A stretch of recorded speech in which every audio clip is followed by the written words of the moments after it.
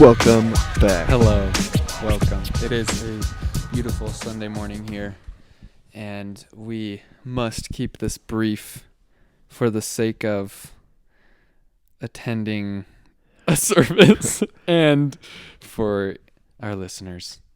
Yes, we'll keep this brief, but we feel like we said before, when we're able to kind of discuss with you guys some of the important topics, we like to be able to do a quicker episode to be able to kind of explain it, give you guys some mind gum to chew on, and It's actually kind of nice. I feel like that could be a thing. At the same time, it makes me feel a little bit uncomfortable thinking about my brain chewing on gum, but at the same time, I like it. I feel like it has something to do with my forehead, like my brain's chewing on something. But yeah, anyways, today, one of the kind of little topics, I guess not little topic, but things that we wanted to talk about was the law of attraction. And so this is something that Reiss taught me, or at least introduced to me, and then continued to kind of teach me about as we were missionaries. And so I guess I remember you when we were with Sage and Colton. Yeah, Sage was always like, yeah, like Reiss is just like super into this law of attraction thing, and he would just like say that and then leave it at that, because it's like obviously you're not gonna just like explain it to everybody like fully in depth. But then I think I honestly want to say you probably didn't even really explain it until we were companions. It was just you and I. And then you had asked. I was like, what's this law? Because that's kind of like, thing? I kind of came to this philosophy on my mission, especially as a missionary, that I just wasn't going to bring any like psychology or stuff like that up unless they asked. And most of my companions would ask, which I loved because I freaking love talking about it.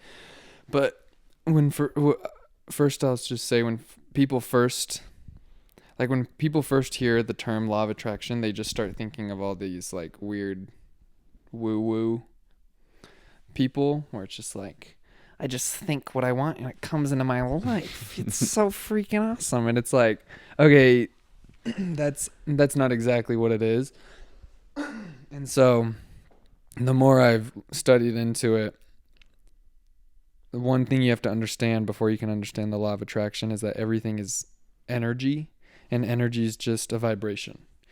And so I was just telling Carter this today. One of my favorite quotes is by Nikola Tesla. And it says, if you want to find the secrets of the universe, think in terms of energy, frequency, and vibration. And that's coming from a man who invented a plethora of stuff that we still are using in our society in 2021. And so everything is a vibration. Everything's an energy. Everything's made up of energy. And just like two tuning forks, this is how I explain it. So if I have a 512 hertz tuning fork on this side of the room, and Carter, say he's 20 feet away from me or 10 feet away from me, and he's holding a 512 hertz tuning fork, but he didn't hit his, so his isn't vibrating yet. He's just holding it still.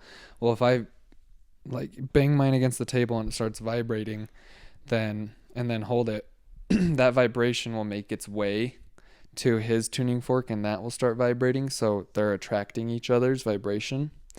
And so unlike the popular statement of opposites attract, this is the exact same thing attracts the exact same thing. That's the law of attraction. And so think about it in terms of whatever you as a human body / spirit / psyche, I guess you could say, is vibrating at.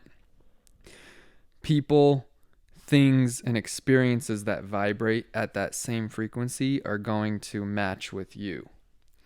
And so the more you start learning about law of attraction, the more you realize how much of a because before I finish that sentence, you don't attract what you want, you attract what you are. So that's like the difference. A lot of people just hear law of attraction. They're like, oh, you just attract what you want. Like you get the Ferrari you want and the mansion you want. And it's like, no, you attract what you are. So the law of attraction requires you to level up as a human being, to take more responsibility, to become a human being that adds more value to your relationship, to your family, to your community. Like it requires you to step up your game if you want those things. So that's, hopefully that makes somewhat sense. It's definitely one of the topics that takes some thinking through. It's not just like, I feel like the people who just think and then I get that, they haven't thought it through fully. It's like, no. It's, you attract what you are, not what you want.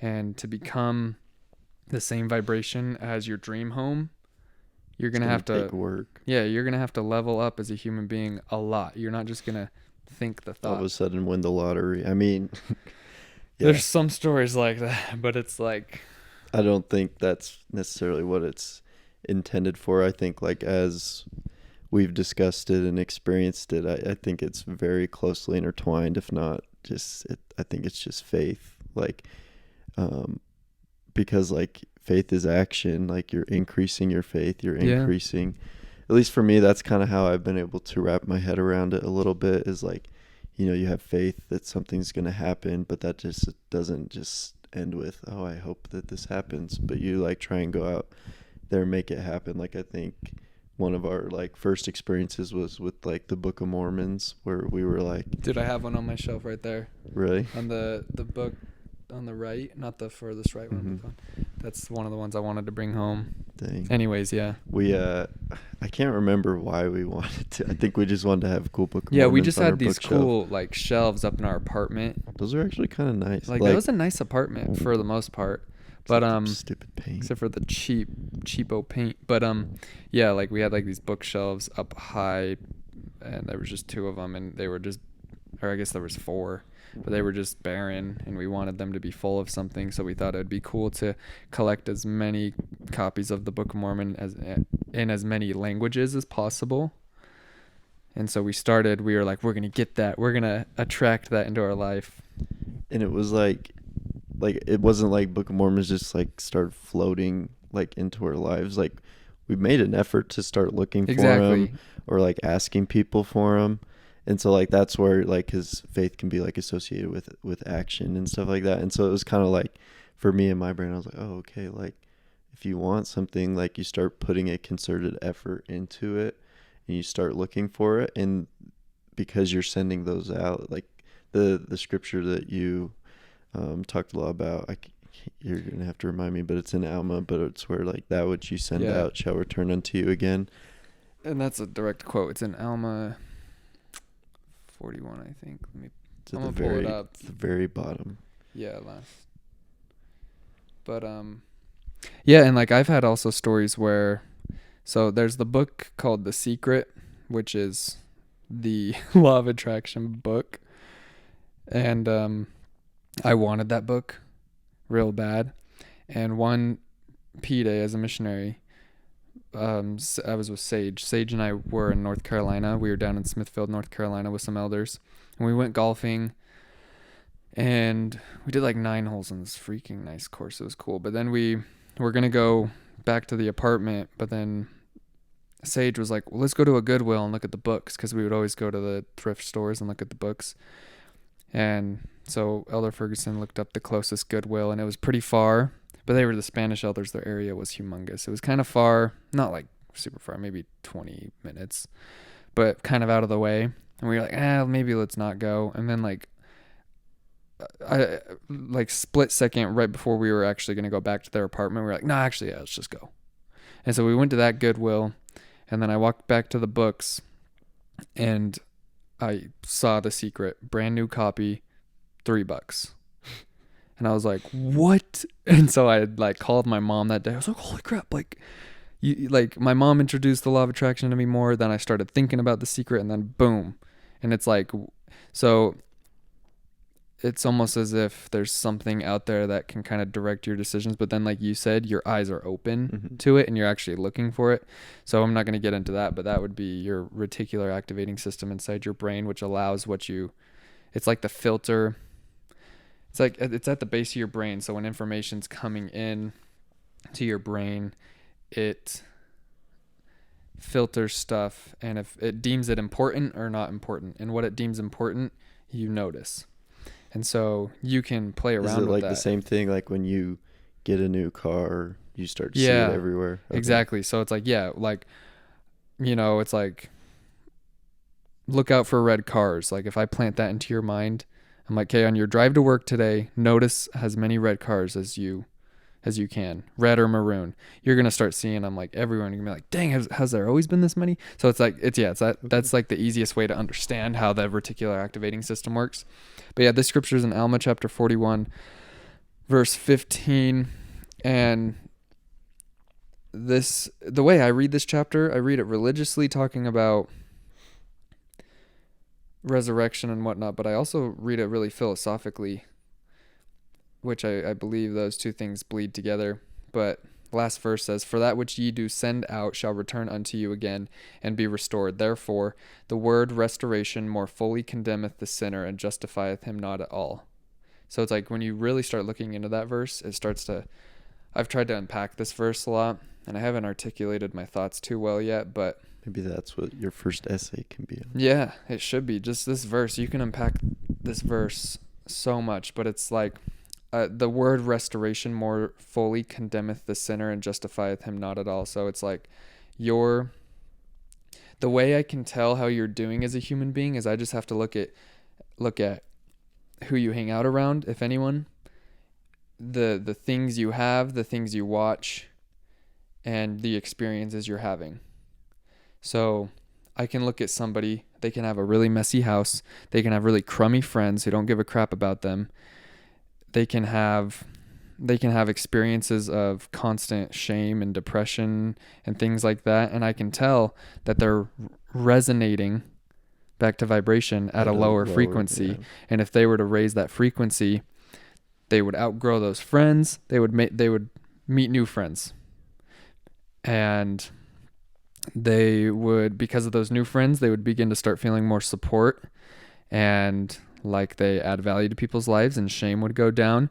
And then they would have, again, this support and friendship, and a feeling of family, and then their depression could go down. And so it's like, once you start unpacking the law of attraction, it starts to make a ton of sense. And one thing I wanted to say is that we can all understand these things in our own way. So it's like for Carter, it's like thinking of it more in, what would you say, a gospel principles way? Yeah, I think for me, like, it makes sense to call it faith, like, which is awesome. Correlating it with belief and action and stuff like that, just because I don't fully understand a whole lot of like the vibration. Like I mean, it makes sense, but I don't, like, you're just much more knowledgeable in that. But I'm like, oh, faith works, so yeah. I guess I'll just call it that. Totally. And then another gospel principle that ties directly in with the law of attraction is becoming.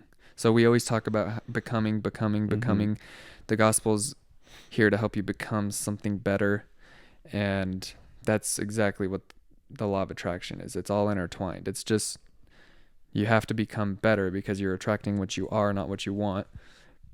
And so if you want your spouse to be a certain way, then you need to be that certain way. Or if you want to have experiences a certain way, you need to be that certain way. And so that's kind of interesting. Like the prophets and apostles will be like, if you be the person you want your spouse to be. Yeah. And it's like, they might not be directly talking about the law of attraction, but it's a true principle of like the scriptures. Like, I mean, and it's not directly related, but it's like kind of similar to karma. Like, people can kind of understand it a little bit. Yeah.